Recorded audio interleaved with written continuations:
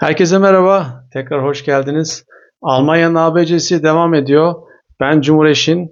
Almanya'nın kodlarını sizler için çıkarmıştım ve bunları kısa kısa videolarda size aktarmaya gayret ediyorum. Bugün mikrofonu elde tutmak istiyorum. Ses kalitesiyle ilgili birçok yorum geldi. Yakın zamanda bunu çözeceğimi düşünüyorum. Ama henüz mikrofonumu tedarik etmedim. Etmemle birlikte muhtemelen ses kalitesi çok daha iyi olacaktır diye düşünüyorum. En nihayetinde görüntü bende fazla değişmediği için ses çok önemli. Bu konuda çok haklısınız. Umarım böyle elle tuttuğumda ses kalitesi biraz daha iyi olur. En azından bunu umut ediyorum. Bugünkü konumuz soru sormak. İki toplum arasındaki çocukların yetiştirilmesindeki temel farklardan bir tanesi soru sorma eğilimi. İki toplumda yetişen çocuklar aynı şekilde soru sormaya meyletmiyorlar. Örnek verelim, Türkiye'de yetişen çocukların birçoğu zaten çekingen yetişiyor. Topluluk içerisinde, grup içerisinde, sınıf içerisinde, yuvada kendilerini göstermeye meyletmiyorlar. Bu Almanya ile aramızda çok ciddi bir fark. Umarım yakın zamanda bu biraz daha kapanır fark olarak. Ama halen aramızdaki fark çok büyük noktalarda diyebilirim. Bunun belli sebepleri var. Bunun detaylarına gireceğim. Ama soru sorma konusunun özellikle çocuklarda çözülmesi gerektiğine inanıyorum. Bununla ilgili ne yapmak lazım? Çocukları nasıl motive edebiliriz? Ve biz hangi yanlışlardan geçtik ve bunu nasıl çözebiliriz? Bunları konuşacağız. Özellikle de çocukların yetişmesi için. Çünkü birçok insan çocuk eğitimine çok önem veriyor ve Almanya'da iyi bir eğitim almalarını istiyor çocuklarının. Çok haklılar ve iyi entegre olmalarını istiyorlar çocuklarının. Bu konu bu arada burada doğmuş olmakla çok fazla değişmiyor. Çünkü kültürel anlamda bu aktarılan bir şey. Aile yapısından, anneden, babadan ve etraftaki insanlardan, benzer kültürden insanlardan görülen bir şey olduğu için çocuklar burada da doğmuş olsa benzer özellikleri, benzer eğilimleri gösterebiliyorlar ve bu soru sorma konusunda kendisini çok fazla belli eden bir nokta. Şimdi çocukların bir içerlek ve dışarılık yetiştirilmesi konusu var, doğru. Ama onun dışında bir de kendi karakter özellikleri var tabii. Ve bunlara bağlı olarak yani kısmen doğal, kısmen çevre etkileriyle birlikte çocuklar bir şekilde yetişiyorlar. Şimdi soru sorma konusu bir şekilde nasıl toplum tarafından dayatılıyor veya toplumun buradaki rolü ne? Buna bir bakmak lazım.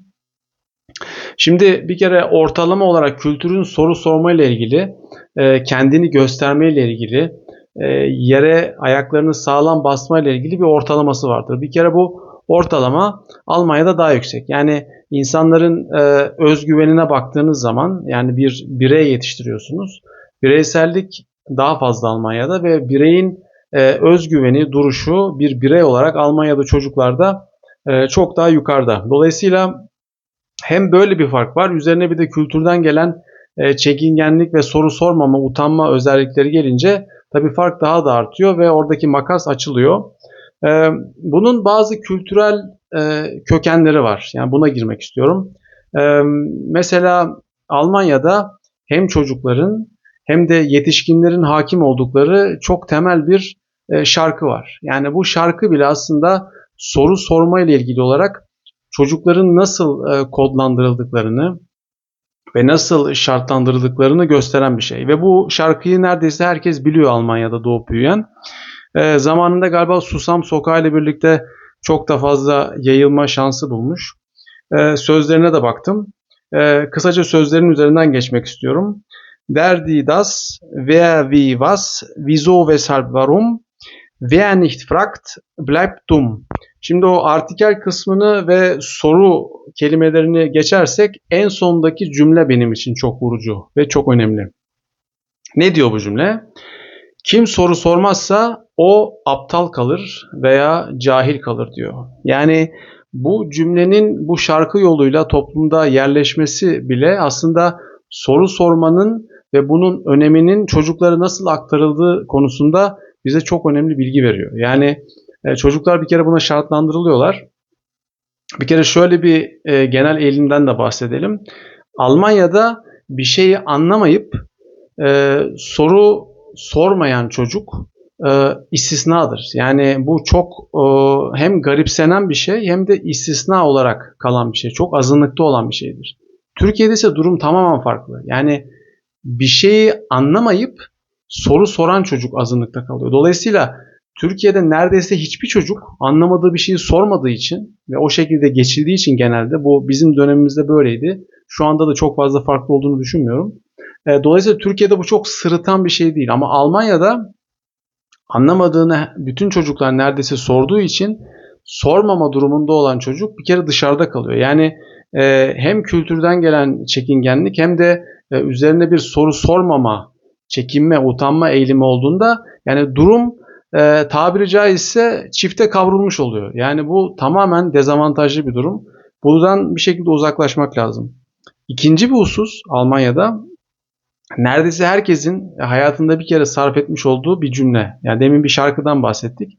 Şimdi bir de bir cümleden bahsedelim. Yani bir şekilde nakş olmuş olan insanların aklına bir cümle. Es gibt keine dumme Fragen. Aptal bir soru yoktur.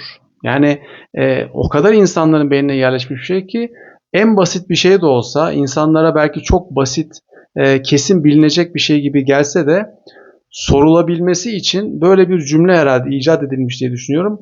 Ve bunlar bir şekilde, bu cümleler veya benzeri cümleler tekrarlanarak insanların soru sorması bir şekilde teşvik ediliyor bu toplumda. Bu gerçekten çok önemli bir fark. Şimdi girişteki çekingenlik farkından bahsetmiştim. Yani bu konuya gerçekten eğilmek lazım. Özellikle yabancı kökenlere baktığınız zaman Almanya'da çocukların yabancı kökenlerde daha çok çekingen olduğunu ve bu soru sorma konusunda daha mesafeli olduklarını görüyorsunuz. Ya bu gerçekten aşılması gereken bir konu. Ben bu konuda ailelerin biraz daha bastırması gerektiğini ve biraz sözel anlamda, biraz teşvik anlamında belki örnek olarak çocuğa da mesela bilebileceği şeyleri ama bizim bildiğimiz ama bilmiyormuşuz gibi gösterdiğimiz bazı şeyleri sorarak belki soru sormanın sıklığını arttırarak evde, aile hayatında bu konuya belki de başka bir bakış açısı katabiliriz diye düşünüyorum. Fırsat eşitliği için bunu çok önemsiyorum. Yani ailelerin bu konuya önem vermesi gerektiğini düşünüyorum. Çünkü bu gerçekten eşitsizlik yaratabilen bir şey. Yani çocukların hem geldikleri kültürden dolayı hem de üzerine bir çekingenlik varsa bu toplam durumdan dolayı dezavantajlı duruma düşmeleri gerçekten istemememiz gereken bir şey. Yani bunu reddedelim ve buna karşı bir şekilde bazı e, yöntemler uygulamaya çalışalım, yöntemler bulmaya çalışalım. Ben eğer bu konuya eğilinirse ve iletişim konusunda da çocuklarla soru sormanın artırılmasıyla birlikte çocukların da kendiliğinden daha fazla soru soracaklarını, meraklarının bir şekilde şevke geleceğini tahmin ediyorum. Bu konuyla ilgili belki başka araştırma konuları, araştırma çalışmaları, makaleler de vardır veya videolar vardır. Onları incelemedim ama benim gördüğüm çok sabit bir fark bu ve bu farkı dile getirmek istedim. Çocuklarınızda da bu durumun herhangi bir şekilde bir dezavantaja dönüşmemesini istiyorsanız lütfen bu konuya eğilin ve benzeri çalışmaları belki bir uzmanlara da danışarak yapmaya çalışın diyorum. Sonlara yaklaşıyoruz. Size müjdemi vermek istiyorum. Uzun zamandan beri çalıştığım ve hayalim olan Almanya ABC'si konularını da içeren kitabımı sonunda çıkardım. Kitabımın ismi Yabancı Diyarın Yerli Hikayesi. İnternetten satın alma imkanı da var. İsteyenler benim anlattığım Almanya'ya uyumla ilgili olarak, entegrasyonla ilgili olarak anlattığım konuları daha detaylı bir şekilde okumak isteyenler, incelemek isteyenler bu deneme tarzında, anı tarzında olan kitabımı alabilirler. Sonlara yaklaşırken muhtemelen sizin için en uygun olan ikinci video veya başka bir videoyu da şu an ekranda görüyorsunuz. O videoyu da izleyip bilgilenmeyi sakın unutmayın. En yakın zamanda tekrardan görüşmek ümidiyle diyorum. Beğenmeyi, paylaşmayı, abone olmayı sakın unutmayın. En yakın zamanda tekrar görüşmek üzere. Kendinize çok iyi bakın.